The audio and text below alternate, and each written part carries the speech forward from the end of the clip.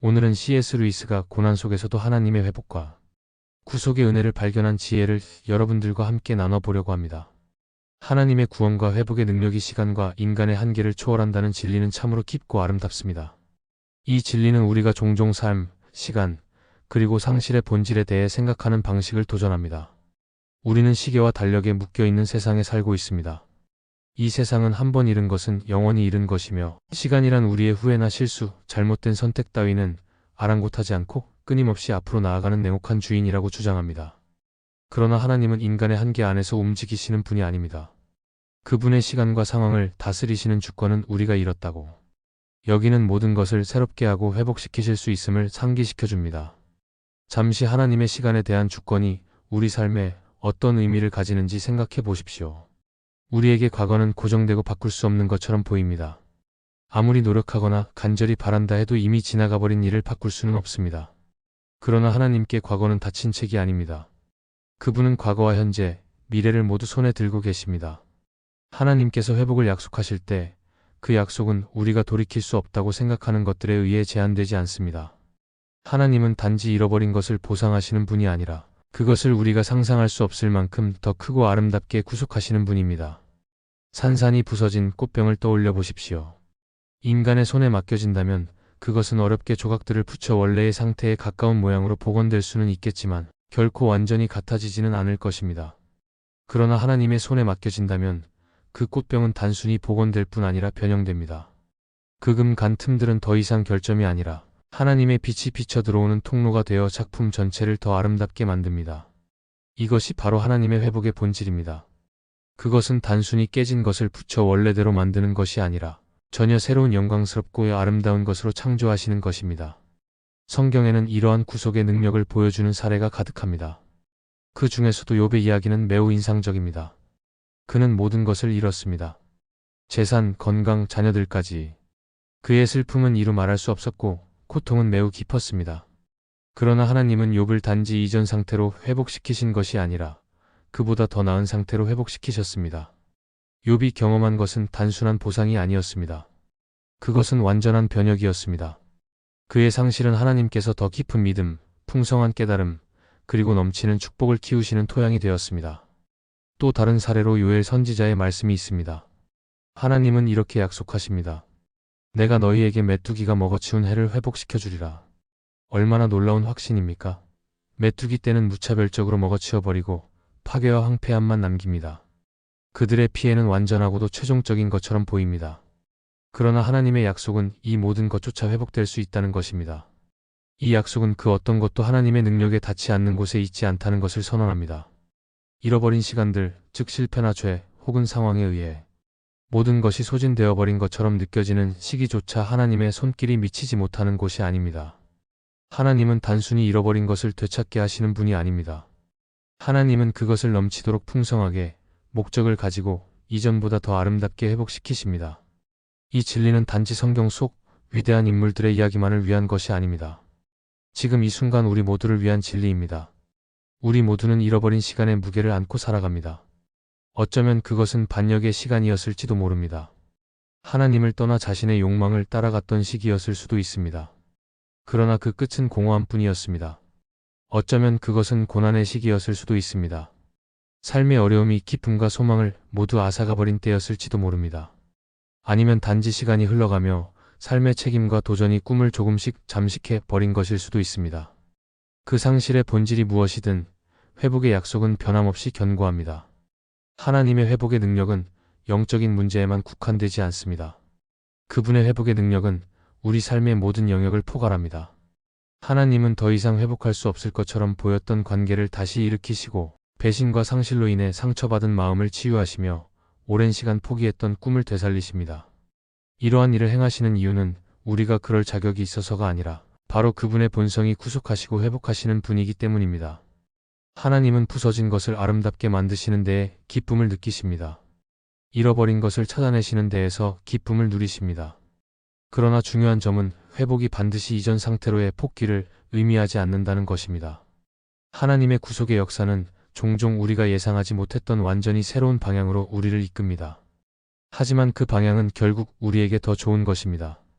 잃어버린 직장은 새로운 소명을 발견하는 길이 될 수 있고, 끝난 관계는 하나님의 사랑에 더 깊이 의지할 수 있는 길을 열어줄 수 있습니다.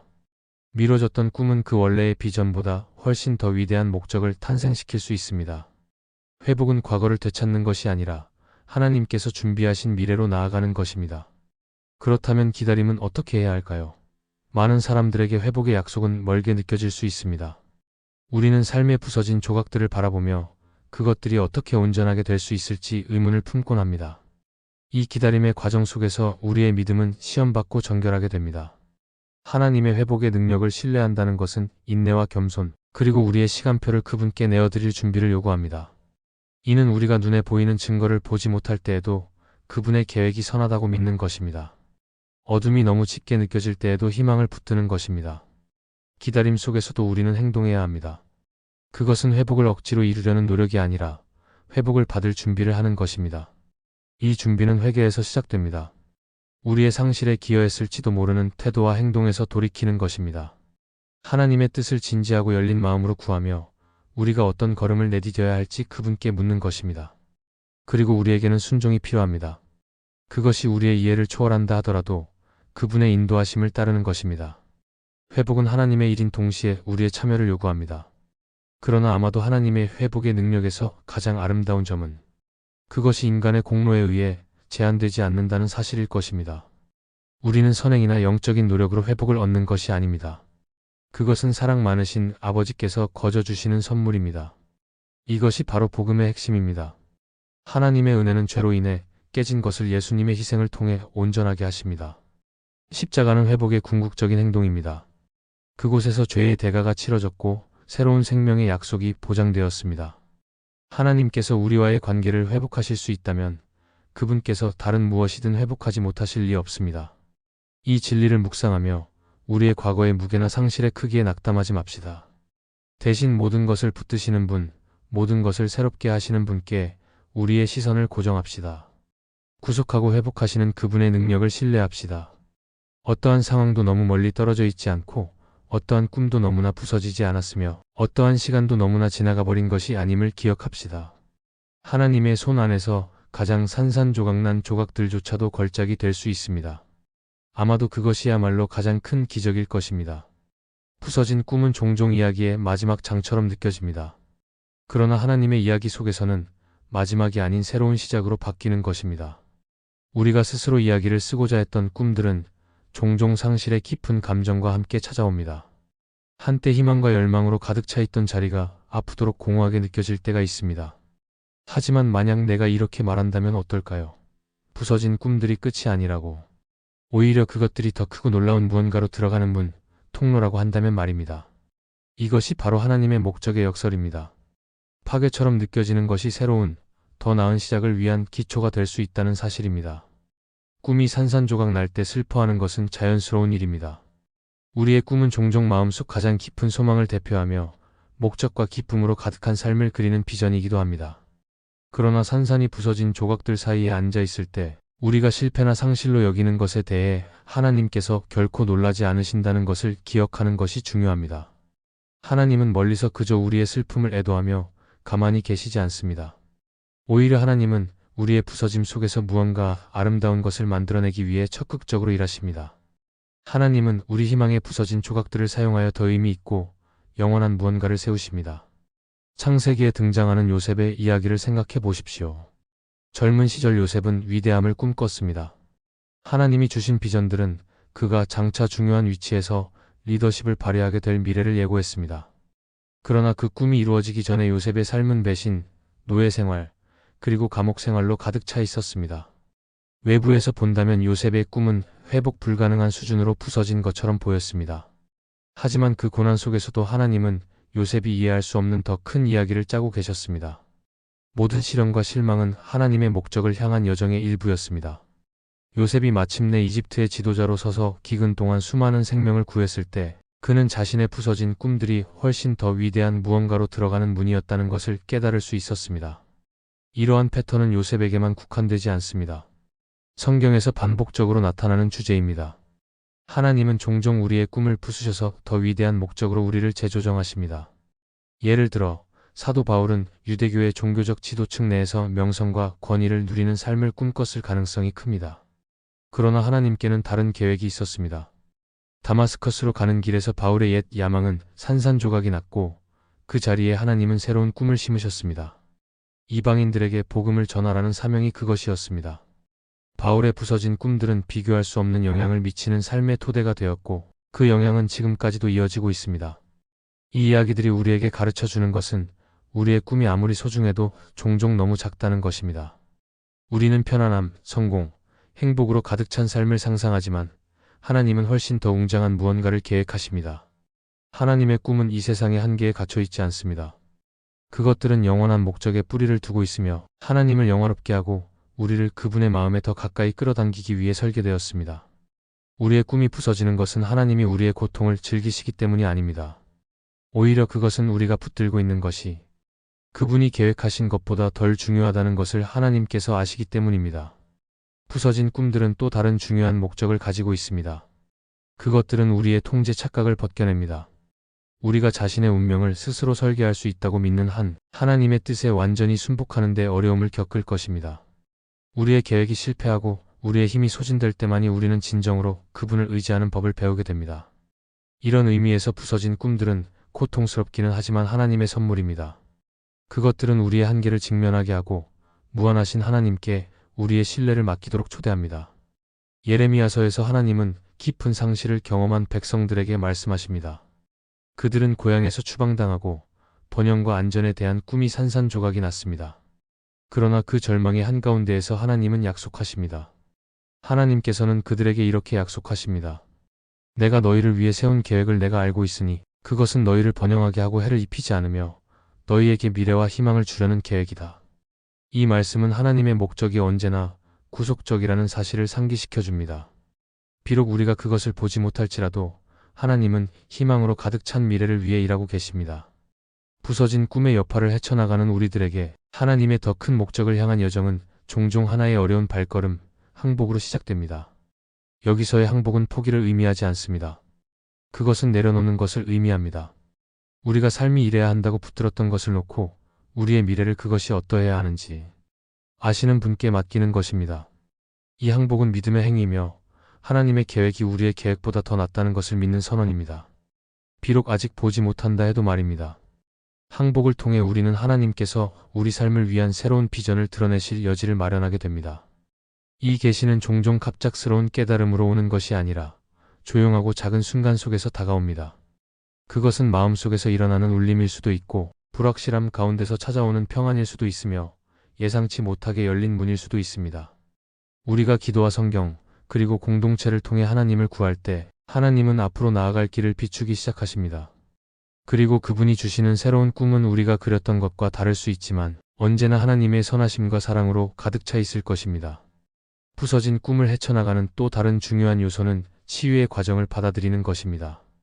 회복은 거의 즉각적으로 이루어지지 않습니다. 그것은 시간, 인내 그리고 은혜를 요구하는 여정입니다. 이 과정에서 하나님은 우리의 상실의 경험을 사용하여 우리가 부르심받은 사람으로 형성되도록 하십니다. 우리의 고통을 통해 우리는 다른 사람들을 향한 연민을 배우고 기다림을 통해 우리의 믿음은 더 깊어집니다. 이러한 특성들은 단순히 부차적인 산물이 아니라 하나님께서 우리 삶 속에 펼쳐가시는 새로운 목적의 필수적인 요소들입니다. 또한 하나님은 우리의 부서진 꿈들을 헛되이 버려두지 않으십니다. 우리가 시간과 노력, 그리고 사랑을 투자했던 것이 헛된 것처럼 느껴질 때조차 하나님은 그 경험들을 다가올 일들을 위해 준비시키시는 데 사용하십니다. 우리가 쌓은 기술, 배운 교훈, 그리고 형성된 성품은 결코 사라지지 않습니다. 그것들은 하나님의 더 큰 계획 속에 짜여져 그분께서 우리에게 맡기신 새로운 부르심을 준비하게 합니다. 결국 부서진 꿈의 이야기는 구속의 이야기입니다. 그것은 복음 자체와도 닮아 있습니다. 복음은 가장 위대한 회복의 서사입니다. 십자가에서 예수님은 인류의 모든 부서짐을 짊어지셨습니다. 왕국이 회복될 것이라고 꿈꾸던 제자들은 그들의 희망이 예수님과 함께 죽어가는 것을 보며 절망에 빠졌습니다. 그러나 그 절망의 다음 날, 그 부서진 꿈은 역사상 가장 위대한 승리로 변했습니다. 부활을 통해 하나님은 죽음, 죄, 그리고 실패에 의해 제한되지 않는 분임을 증명하셨습니다. 하나님은 슬픔을 기쁨으로, 죄를 아름다움으로 바꾸시는 분입니다.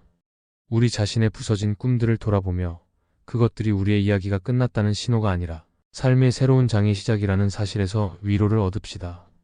그 새로운 장은 생명의 창조자께서 친히 쓰시는 이야기입니다. 하나님의 손 안에서 우리의 실망은 기회로, 상실은 어둠으로, 그리고 부서짐은 그분의 영광을 위한 캠퍼스로 변합니다. 하나님의 목적을 신뢰하고 그분의 뜻에 항복하며 우리 앞에 두신 새로운 꿈을 받아들입시다. 그것들이 우리가 상상할 수 있는 그 어떤 것보다도 훨씬 더 크고 놀라운 계획의 일부라는 것을 알고 말입니다. 하나님의 회복의 역사를 신뢰한다는 것은 단순한 낙관이 아닙니다. 그것은 믿음의 뿌리를 둔 의도적인 선택입니다. 그것은 하늘과 땅을 창조하시고 어둠 속에 빛을 말씀하시며 그리스도를 죽음에서 일으키신 하나님께서 우리 삶에서도 적극적으로 일하고 계심을 확신하는 것입니다. 이 신뢰는 희망과 치유, 그리고 새로워진 비전을 가져옵니다. 우리의 삶의 부서진 조각들을 아름답고 영원한 것으로 변화시키는 것입니다. 희망은 하나님의 회복의 능력을 신뢰할 때 우리에게 주어지는 첫 번째 선물입니다. 삶이 산산조각 나고 꿈이 되돌릴 수 없이 사라진 것처럼 보일 때 희망은 멀게 느껴질 수 있습니다. 그러나 하나님 안에서의 희망은 세상의 것들과 같은 덧없는 희망이 아닙니다. 그것은 확고하고 흔들림 없는 닭과 같습니다. 이는 하나님의 성품에 대한 지식 위에 견고히 세워져 있습니다. 하나님은 신실하시며 변치 않으십니다. 그분의 약속은 영원히 지속됩니다. 성경은 이러한 진리를 상기시키는 말씀들로 가득합니다. 우리가 하나님 안에 희망을 둘 때 우리는 상황이나 결과에 희망을 두는 것이 아닙니다.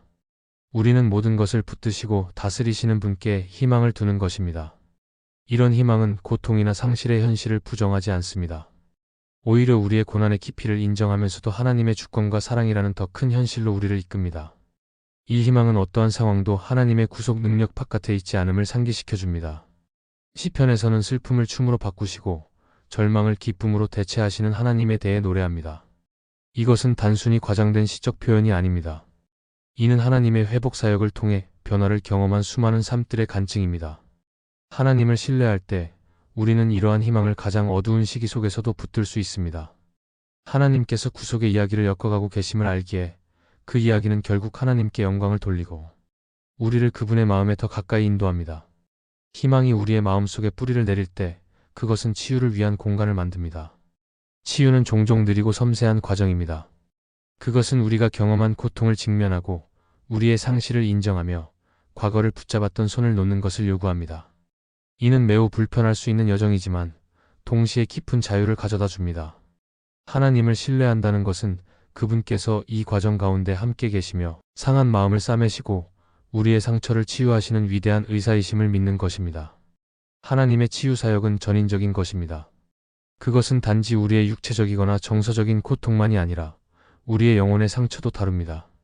하나님은 우리에게 우리가 그분의 사랑받는 자녀이며 그분의 형상대로 창조되고 은혜로 구속받은 존재라는 사실을 상기시켜 주심으로써 우리의 자존감을 회복시키십니다. 또한 우리가 스스로에 대해 믿어왔던 거짓말, 즉 우리가 가치 없고 사랑받을 수 없으며 회복 불가능하다는 생각들을 치유하시고 그 대신 하나님의 진리로 채우십니다. 그분의 임재 안에서 우리는 분노, 쓰라림, 후회를 내려놓고 그 빈 공간에 하나님의 평안이 채워지도록 허락받습니다. 치유의 이 과정은 또한 우리의 새로운 비전을 열어줍니다. 하나님의 회복 능력을 신뢰할 때 우리는 우리 삶을 그분의 관점에서 보기 시작합니다. 이전에는 극복할 수 없을 것 같았던 상실이 이제는 성장과 변화를 위한 기회로 보이기 시작합니다. 우리가 잃어버렸다고 생각했던 꿈들은 하나님의 목적에 맞는 새로운 꿈들로 대체됩니다. 우리는 우리의 이야기가 훨씬 더 큰 이야기의 일부임을 깨닫게 됩니다. 그 이야기는 궁극적으로 하나님의 영광과 그분의 왕국을 위한 것입니다. 이 새로운 비전은 우리의 개인적인 상황에 국한되지 않습니다. 그것은 우리가 세상을 바라보는 방식과 우리의 역할에 대한 관점까지 확장됩니다. 하나님의 회복 사역을 신뢰함으로써 우리의 우선순위와 열정이 변화됩니다. 우리는 다른 사람들의 필요를 더 선명하게 보고 더 깊은 연민으로 반응하기 시작합니다. 우리의 상처와 치유의 경험은 비슷한 고통을 겪고 있는 사람들에게 사역할 수 있도록 우리를 준비시킵니다. 우리가 하나님께 받은 위로는 다른 이들에게 희망과 위로를 전하는 샘물이 됩니다. 이러한 새로운 비전은 하나님의 타이밍에 대한 더 깊은 이해를 가져옵니다. 하나님의 회복 사역을 신뢰한다는 것은 그분의 타이밍이 완벽하다는 것을 받아들이는 것입니다. 설령 그것이 우리의 기대와 맞지 않더라도 말입니다. 우리는 즉각적인 결과를 중시하는 세상에 살고 있지만 하나님은 영원의 관점에서 작용하십니다. 그분은 결코 서두르지 않으시지만 항상 정시에 오십니다. 하나님의 지연은 거절이 아닙니다. 그것은 우리가 믿음과 인내 안에서 성장할 기회를 주시며 그분의 축복을 온전히 받을 준비를 하도록 돕기 위한 것입니다. 하나님의 타이밍을 신뢰하는 법을 배우며 우리는 그분의 임재 안에서 안식하는 법도 배우게 됩니다. 하나님의 회복 사역을 신뢰하는 것은 애쓰거나 성과를 내는 것이 아닙니다. 그것은 그분의 계획과 선하심에 온전히 의지하고 안식하는 것입니다. 그것은 거하는 것에 관한 이야기입니다. 요한복음에서 예수님이 말씀하신 것처럼 포도나무에 연결되어 거하는 것입니다. 우리가 그 안에 거하면 우리의 노력 때문이 아니라 그분의 생명이 우리를 통해 흐르기 때문에 열매를 맺게 됩니다. 이러한 거함은 우리의 상황을 초월하는 평안과 만족감을 가져다 줍니다. 그래서 우리는 바울 사도처럼 어떠한 형편에 처하든지 자족하는 비결을 배웠노라고 말할 수 있습니다. 하나님의 회복 사역을 신뢰하는 데 있어서 가장 깊은 깨달음 중 하나는 하나님께서 단순히 잃어버린 것을 되찾게 하시는 것이 아니라 더 나은 것을 주신다는 사실입니다. 하나님의 회복은 언제나 풍성함으로 가득합니다. 욥의 이야기는 이 사실을 강력하게 보여줍니다.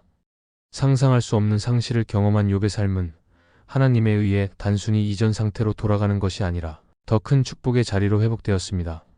이 원리는 성경 곳곳에서 반복적으로 나타납니다.